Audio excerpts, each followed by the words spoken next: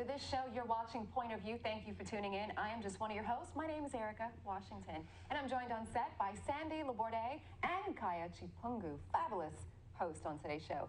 We also have special guests, and we don't do this all the time, so you know this one has got to be special. We've got Queen Frances, Miss Africa USA, the reigning queen. She's with us on set today, so welcome. Thank you. Queen, Thank to the you. set. Nice to have you. Thank you. Welcome. So you'll be joining us today. We have many topics. We're going to go over the crazy story of the day, Mr. Noakes, sexual harassment at its finest, or is it? I don't know. He prefers women to interview with red lipstick and heels. So apparently, like Queen Frances, you'd get the job. You'd be good. She'd get the job. We also want to talk to you about motivational tips. The busiest women in the world, they're giving tips on how they stay healthy amidst that. So I know you've got some good tips for us as well with that. So join us today and Queen Frances as we spill the tea a little bit on everything that's going on. So first of all, we're just going to do, you know, like a Q&A, get to know you, because we've spent time together, but our viewers have to get to know who Queen Frances is. So you are the reigning Miss Africa Yes, USA. I am. 2015, 2016. Tell us a little bit about your platform, what you do with Miss Africa USA. Right. So my platform is currently to promote entrepreneurship and vocational education amongst women entrepreneurs ages 18 to 35 in Africa as a whole, but starting with my hometown, Nigeria, or my homeland. Yeah. Yeah. Very nice. And all the ladies, they represented, you just mentioned Nigeria. Yeah. So all the ladies that participated represented their country. Yes, they did. How was it representing Nigeria? And in fact, you were Miss Nigeria, correct? Right. Previously, I was Miss Nigeria USA, then moved on to the Miss Africa USA pageant. Representing Nigeria is fascinating. It's exciting. People know Nigerians to be very showy people. So, of course, my aunts and uncles, everyone back home were in an uproar. Some flew down for that. Yeah, exactly. Yes. Exactly. Yeah. So it's exciting, and it's an honor to do so. Good. When you were growing up, you had, I'm sure, because you were brought up in a Nigerian, strong Nigerian background, your parents are Nigerian, you were born in the U.S. What were some of the challenges you faced growing up amongst your peers going to school? Right. I find that question to be funny just because any African child, whether you're Nigerian or from Zimbabwe or Zambia, they know the struggle going to American schools or being in the American school system, having different names, people calling me out of my name, you do cuckoo, and African booty scratcher, all of those things. That's crazy. Making fun of my hair. So my mom used to put these strings around my hair called ewu. I still do that. Really? Today. It helps your hair grow. It helps your hair grow, and it straightens it out. It stretches it out if you don't want a flat iron. Exactly. So wearing that hairstyle, people are like, why do you have those spiders in your hair and things like that? But growing up, my parents, even till today, my household is like a mini Nigeria. So my parents speak Igbo to us, and we cook the Nigerian foods, fufu, egusi, okra soup, all of those things, abacha. So it's not, being at home is very comfortable for me. Being in the school system at the time, it was a little depressing, but I'm glad today to say that, I overcame those things. And now being African in general is like the thing to do. Right. So, yeah, people want to wear our clothes. Yeah, Exactly. And everybody wants to imitate Africa. But did you ever think of succumbing to the peer pressure? Because, a lot of us Africans, we come to America and we see people becoming very Americanized. What I mean by that is they don't know their roles in the household. Right. And were you ever under the pressure to become Americanized so you can be, accepted socially, so you can fit in? I felt like I kind of lived the double life. So in school, I was kind of into like my American roots. So I would wear I wouldn't wear any traditional wear or things like that. But I would because your traditional wear is flashy with diamonds and all, and sequins everywhere. But bracelets are mine. I can help you with that. So being in the school system, of course, I was more into the Americanized style of everything. But at home, I just transformed into a totally different person. So I'm the firstborn in my family. I'm called the Ada. So being the Ada, there are a lot of responsibilities that you have. So I had to really be the mother to my younger sibling. Make sure that there was food on the table for my dad when he got back from work. Just knowing how to cook, knowing how to clean, making sure you're responding to proper greetings, using your right hand, not your left hand, things of that nature. So I have to say, at school I was like the cool American kid. kind of kid if you didn't know me outside of my Nigerian roots. But at home, of course, I was transformed. Transformed into. It sounds like personally you just gained so much from this pageant, but also I'm pretty sure there were experiences outside of it in the community that this pageant afforded you to do. What are some of the things that you got a chance to do? That's a great question. I will have to say that, you know, being Miss Africa USA is, of course, the dream come true. There are many young girls, even till today, I get text calls, Facebook messages from young women who would love to be in my position. But I always encourage them, you know, whether you're in a pageant system or not, you still have the ability to make changes and make an impact. I believe my crown is a representation of what I've been able to acquire, but it doesn't necessarily mean that without the crown, I still wouldn't be able to do some of the things I do today, humanitarian based. Of course, the avenues that or the path or the access that I receive is very different from what any girl would receive normally, which is something I really appreciate.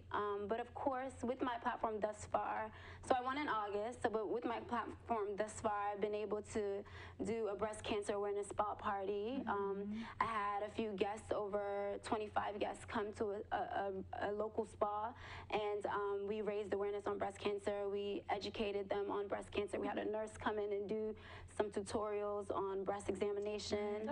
I also partnered with my hairstylist to donate 10 wigs to breast cancer patients, and each wig was named after an African queen. That's part or an African. That's the part that matters, right? We like that part. And I recently wrapped up an open mic session for domestic violence awareness.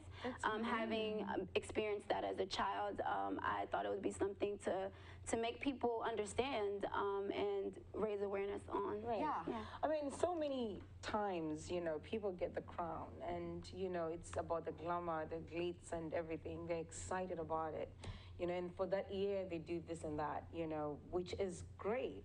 But, you know, what are your plans after the crown? When that crown comes off your head, are you going to still continue to do, you know, what your platform is? Or when the crown is gone, it's just you vanish with it? What are your plans after the crown? That's a very good point.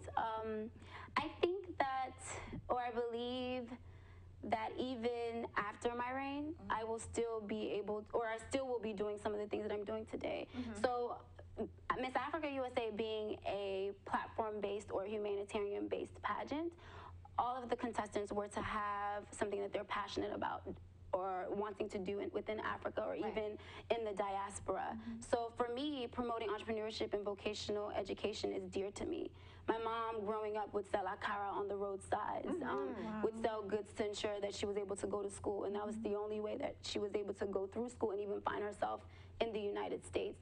So for me to drop an initiative like that just because I'm no longer the reigning queen would not only be selfish it would not only be selfish of me, but it also would be me being a disservice to my country, being a disservice to my family, because this is something that resonates very well throughout my household and resonates very well throughout Africa in general.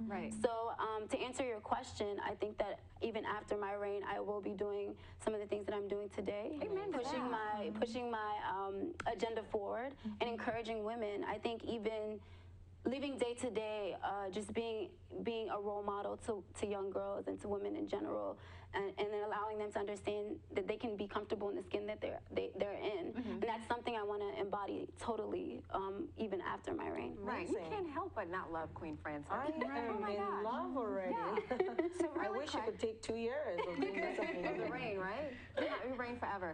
But okay, so really quick before we get into all of our topics and spill a little tea, there's this quote that I wanted to give you and get your thoughts on. Ban Ki-moon says, when women take their rightful place at the negotiating table in leadership positions across society, you can actually unleash Africa's enormous potential. What's your thoughts on that?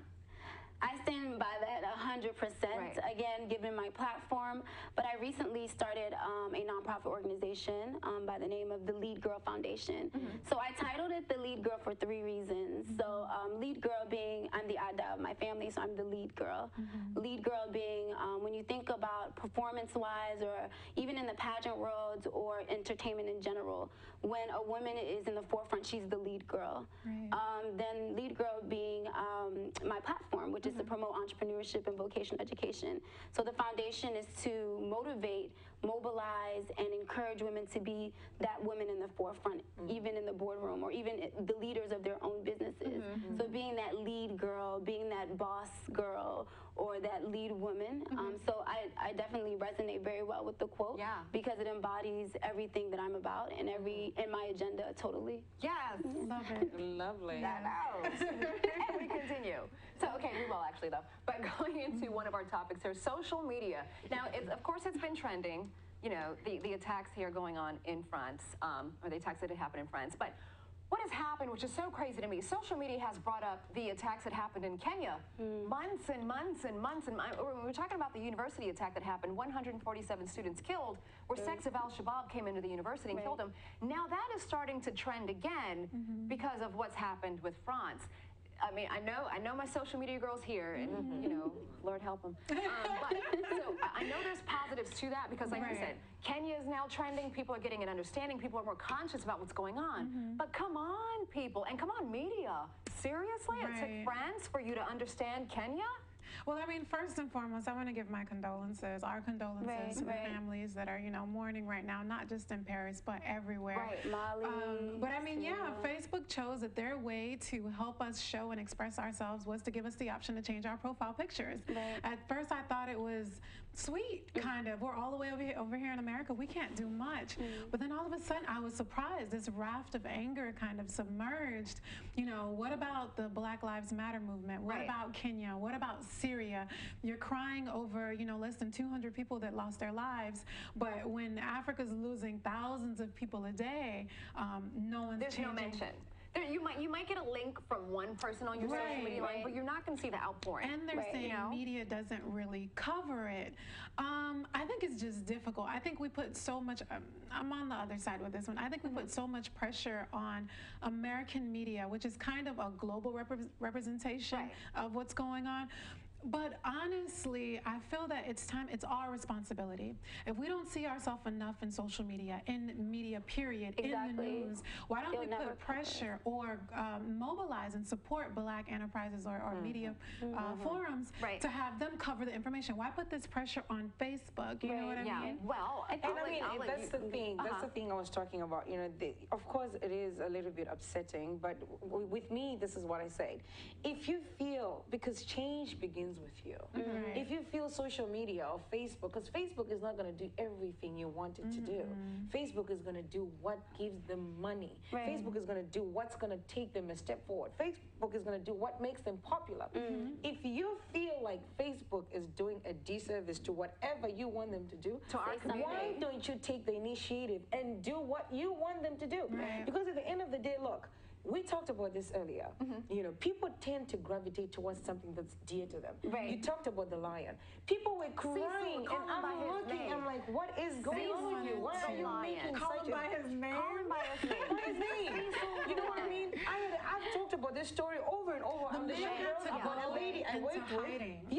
Lady I worked with, her dog died. She didn't come to work for almost 2 months. So people will do things that I don't understand it, because as an African myself, I will not cry for a dog. I will not cry for a lion. Come on, I mean, serious now. There are lives which are being lost every day in Africa, every single day. So when it comes to Kenya, yes, people have the right to be upset, but BBC, CNN are not going to sell you the news that you want. We talked about a gentleman. BBC is a little bit more than CNN. BBC a little bit. But we talked about the gentleman who said, you are showing the Africa that people do not even care about. All you show is war. All you show is people dying, but you're not showing the beautiful Africa. It's up to us, not only people who care, but us as Africans as well, to be proud of Africans and stand up and you say, you know what, enough is enough. We'll make the noise for ourselves. Look at how that Million Men March, there was no coverage at all. Okay, and here's my thing with this, and you're in DC. What was it, the 20th year of the Million Man March? 25th year. 2025. Look at me. 20, who knows? Because the thing about it is, no one covers it anymore because what it has become is really, I mean, just a group of a million folks that just stood there. We just have this perpetual chip on our shoulder because we're not progressing and we're not moving forward. We're good at protesting. But I think we're good at manifestation. It doesn't look. That is what it is. We're not good at actually trends. You know what I mean? Actually doing something about it. And but what I'm not shocked. I mean, now there's this anti-Paris movement because they're constantly showing. And see, that's where I have an issue because I essentially believe that tragedy is tragedy. Yeah. I mean, we can be real here and say that there's a disproportionate amount of media coverage when it comes to Black tragedy or African tragedy, but tragedy is tragedy.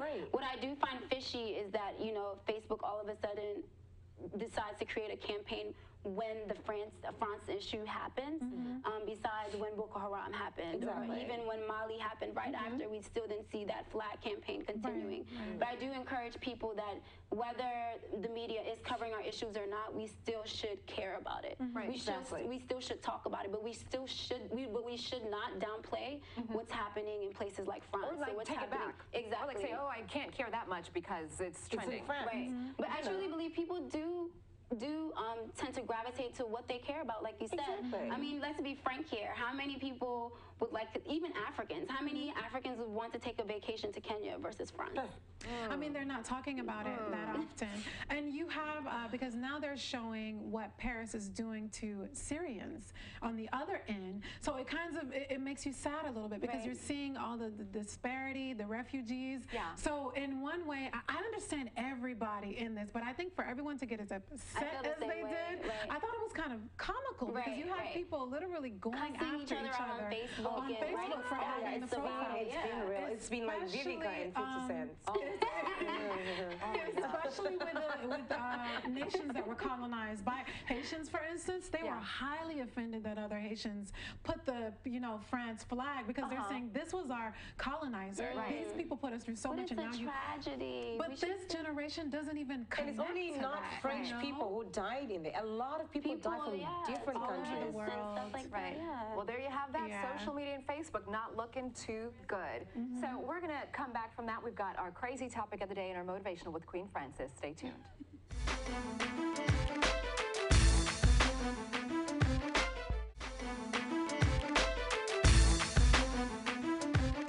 So here we go. Crazy story of the day. We're joined again, don't forget, on set by Queen Frances, reigning queen of Miss Africa USA, as she gives us her opinions and all about the topics we have. We have a great one for her today. How about you have this amazing wonder drug, is what they're calling it, by a guy, a scientist there and also CEO of the company, Mr. Noakes. Well, he employs people, he's got a staff, and I guess he likes or prefers to employ women. He's actually written down on applications and has said publicly in his office, if a woman's got on red lipstick or high heels, check mark in her book, she can be hired. A woman came in for an interview.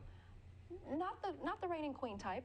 She came in a little bit more heavy set. He said her clothes were frumpy. She did not get the job. So now he's going through this sexual harassment suit. Could be found guilty by his receptionist, who was recently fired. She's bringing it all up and claiming now, oh, shame and horror. Okay, I mean, here's the thing. When you have a company, I think we've talked about this here. When you have a company, you choose and pick the people you want to represent your company. You get your employees. You're the CEO. Exactly. You choose. You cannot pick. You can't be a CEO of this big company and you want great customer service and everything, and then pick an employee from McDonald's. It doesn't work that way. The only thing I don't agree with this gentleman is, like you said earlier, he wrote it down, and then to say that she's ugly when it comes to hiring. There's a difference between saying, you know what, maybe she's just not for the job. But when you say she's ugly. But I mean, that's his opinion, and he does run the company. So does it mean that now that we're in the corporate world, we can't? I mean, honestly, I think we all do it, and we've all been through it. When you're sitting in an interview, you're observing the person, and unless you have those laws that enforce diversity, you're not really going for the different looking kind of person. And I feel like I feel they went too far with this one and charging him. I don't feel like it's sex, because I've been in situations where the conversation got to a point where I'm burning inside because it's just incredibly uncomfortable what they want to talk about. Between you and a man, like in an interview setting? Between myself, I mean, to this day in business meetings, for some reason, because I'm a woman, because I look as I do, the topic always goes away from what I'm capable of and what they expect the nature of our business relationship. But to be. Exactly. Now that I consider to be harassment, sexism. I think that's a bit too much. You know what I mean? That's a little bit too much. But when it comes to your appearance, what you're wearing, I think they're entitled to there's that. nothing wrong. If he's capable of writing such sexist comments on an application, what kind of conversations do you think he's having? He's having with his Donald staff? Trump kind of conversations. It's like, don't just hire Donald Trump called Heidi Klum like a 5. He's having those kind of conversations. But I mean, that's not appropriate for the workplace. It's not appropriate, but I think sometimes that's what make them get to where they are. As far as let's be honest, image matters. When you walk into a high-end office and the receptionist is wearing her Louis Vuitton, and, I mean, it already tells you need to be a certain. They expect a certain type of look here. Right. You know what I mean? Is that not right though? Are they not And it entitled to commands that? you to act a certain way. I've gone to places where you look at the receptionist, you're like, oh yeah, this is a floppy place. You know what I mean? And you're asking yourself, why did I even dress that much to impress? But at the end of the day, I think you as a person, when you're going to an interview, you have to dress the part because you are selling yourself. And I think we all know that America. I think that's a chapter in Amber Rose's book, How to Be a Better. She put that in there. Did you read it? No. This is your brand. You are going up there. If, like you were saying earlier, when we were growing up, our flight attendants. When I was growing up, I thought being a flight attendant was the only thing. You know what I mean? Because they look beautiful, they look skinny, they look slender. Their hair is done, their makeup is on point. But now when I go and when I'm flying now, things have changed. I mean, some flights you can see, like Virgin Airlines, you can see their flight attendants are on point. But when you go on another flight and you see, like, is she a flight attendant? Is she in training? You know what I mean? Times have changed, but I think you have to look the part if you want the job. I think image matters, but it shouldn't be the sole purpose as to why you're being No, to me it is. It depends with the job. It depends with what job you So she's get a hired receptionist. for. Receptionist is the image. She still needs a skill set. She still needs to know how to make copies hello, and answer the like, phone. but She still has to have That's the face you see when you get in an office. She still has to be able to do the job. She's not sitting there for 8 hours. You know, I will train you, but I cannot train you to change your image. It's just, I can't change your image for you, but I can train you to do the job. Some companies, you don't actually see the boss until way later. Some companies, you're dealing with, there are places that I got hired for. I dealt with the receptionist or whoever was the lead. Even after I got hired, as far as training and everything, I'm always with that person. And sometimes just observing her, the way she moves, the way she stands, the way her clothes are together, I'm mimicking what she looks like. Now, as far as size, I feel like that's such a sensitive issue. Size, it's just, because some people, based on your size, sometimes won't give you, especially in the fashion industry, it's very rare that you'll see a big person. And if that person's big, they're incredibly talented. It's like, hands down, they know how to do this like the back of their hand, so that's why they got the job. But I feel like sometimes you need to, I'm gonna speak for myself, I would do it.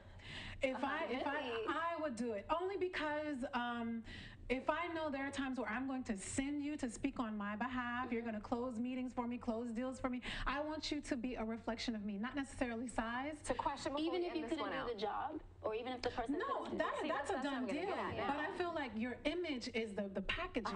So really quickly, let's close with this one then. Okay, so you've got the person, you're sending off a woman that looks great. What if you've got a woman who looks okay, but she can close anything you throw her way? And then you've got, a 10 who, 50-50. I don't know if it's coming back or not. Where you stand? You know, in my experience, I have to say, unfortunately, my image sometimes guaranteed me the deal even when I didn't have the skill set. So I think it's just who's at the end of that table, because I've had people give me the job based on my appearance, and then later on, I'm learning as I'm going. And then someone else who came to the table, she probably had all the skills, but she wasn't given the deal because of how they didn't want to look at that. Well, there you have that one. So let's get into this one, our motivational topic for today. What do the busiest women in the world do, the most successful women in the world do to actually keep themselves up? Like I always reference Nancy Pelosi. What is she, like 90 now? But I mean, she still looks amazing. You see Nancy Pelosi on TV, her makeup's done, her hair is done. She's living, you know what I mean? So we have tips for you, what the most successful women do to keep their health going. And I know you can give us a tip. What do you do? Because you've got to stay coiffed, honey, and you're busy with your platforms. Yeah, don't be mad at it. So what's your routine like for keeping yourself together? I pray. I encourage people to pray or meditate to whichever higher being is of their, of their religion or of their belief. I work out, or I try to. You're like 19, you don't work out. watch what I eat. I love to dance. So, I mean, I encourage people, even if you don't like to dance, you know, just spending time by yourself, listening to music and just vibing out is something that I would encourage, just to, you know, level ahead. That's what you need. Yeah. You release the endorphins, you relax. Right. You don't have to do the strenuous workout, but your mindset, that accounts for a lot. Exactly. Yeah. Exactly. I saw so much workout on the list, which I love, and it's like my sixth time having this as my New Year resolution. Hopefully, 2016. What is it? To work out. Yeah, Okay.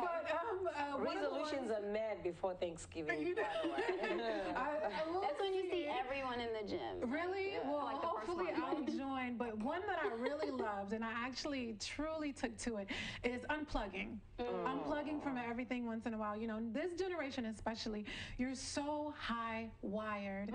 Even when you wake up, sometimes the first thing I do is grab my phone, grab my iPad, and I'm not even out of bed yet. So that part where they said you need to unplug, you know, just not disappear from social media, because Kaya and I will probably have a problem with that. But you know, for instance, the last 2 days, I wasn't on social media as much. I didn't post How'd you as much. feel? You know, I got a lot of people, Sandy, are you okay? You know, in my inbox and texting me. But it just made me focus on me, put me in this really calm mood, and I started to reflect on my health. Right. Not so much what project haven't I touched, what's coming up, but how's Sandy doing? You know, why are you always fidgeting? Why are you, you know, just in the last 2 days, I feel like I went to the spa or something, just See how nice that is? Yeah. I like the first one. I just had a baby 7 months ago, and I've always been that. Before I had a child, I always used to tell myself, God, I don't know about children, my body's gonna change. But after I had a child, you know, I love working out. It takes me away from everything, you know what I mean? And while I'm working out, it depends on the music you play. So I love playing music, and I work out in the morning. So great morning workout is the best for me. your day. Yeah. So a couple more things they say before we end. Put yourself on a schedule, right? You have to do that, especially with children coming up. And then multitask by working out with friends. That's a big one, because you get your hangout and your workout. So you have it. Those are just tips from some of the busiest women in the world on how you can stay with your health, just to keep that all together. So before we end the show, you know I like to give little pearls of wisdom. I got to talk to my folks. Well, Queen Frances is going to give us one today. She's going to end us with a quote that you have to take in. Go ahead, Queen Frances. So naturally, I'm a quote junkie, but I'll leave you off with this quote. Standing still should make you nauseous. You should live your dreams in motion. And that's essentially to just motivate people to do whatever it is that you desire to do in life, whether it's for yourself, like we were just discussing, or for others. Yeah. Well, we like that. So no standing still. No. None of that. No. Amen to that. Don't get nauseous. Yeah. I don't want to be nauseous. Well, we thank you all so much for watching. God bless you. Thank you, Miss you. Africa, USA, for joining us, you Queen for having Frances. me. Thank you, Frances. So you guys take care, and we'll see you next time on Point of View.